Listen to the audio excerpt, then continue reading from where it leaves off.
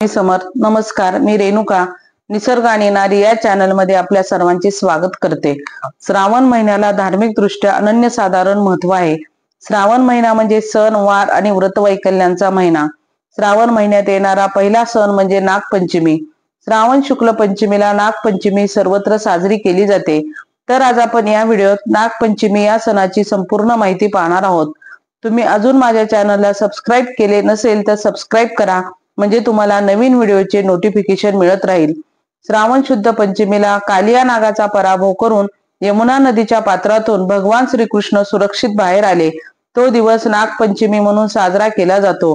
याशिवाय नागपंचमीचे आध्यात्मिक सांस्कृतिक महत्व वेगळे आहे. नागपंचमीच्या दिवशी अनंत म्हणजे शेष, वासुकी, पद्मनाभ, कंबल, शंखपाल, धृतराष्ट्र, तक्षक आणि कालिया या 8 नागांची पूजा केली जाते. तसेच भगवान शंकरांनी नाग आपल्या गळ्यात धारण केला आहे. भगवान श्री विष्णू हे शेष नागावरती विराजमान आहेत, तर भगवान श्री गणेश यांनी आपल्या कमरेभोवती नाग बांधला आहे.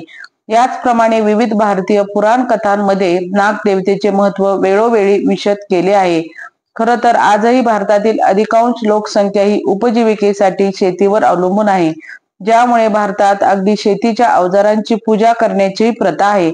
नागाला तर शेतकऱ्यांचा मित्र मानत असल्यामुळे ही नागपंचमीची प्रथा आजही प्रचलित आहे. हिंदू संस्कृतीत प्रत्येक प्राणी, वनस्पती एवढंच काय तर संपूर्ण सृष्टीला देवाच्या रूपात पाहिलं जातं. प्राचीन काळातील ऋषीमुनींनी सर्व पूजा, पर्व, उत्सवाचं नातं हे धर्माशी जोडलं आहे. तर दुसरीकडे अप्रत्यक्षरित्या व्यक्तींना पर्यावरणाशी जोडण्याचं काम करतात. याचमुळे नागपंचमीला नागदर्शन व पूजेचे विशेष महत्व आहे.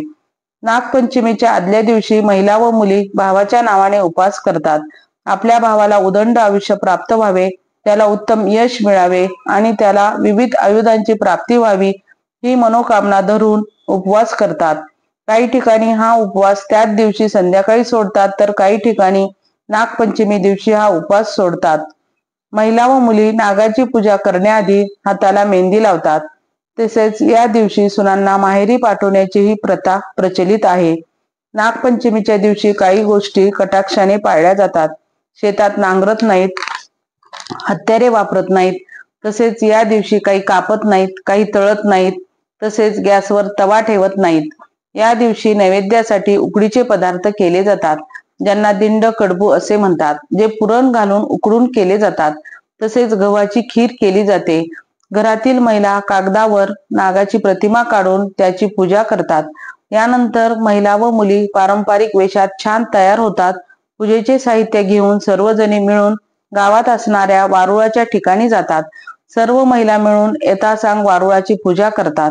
नागपंचमीच्या दिवशी गावातील वारुळाच्या जवळ झोके बांधतात.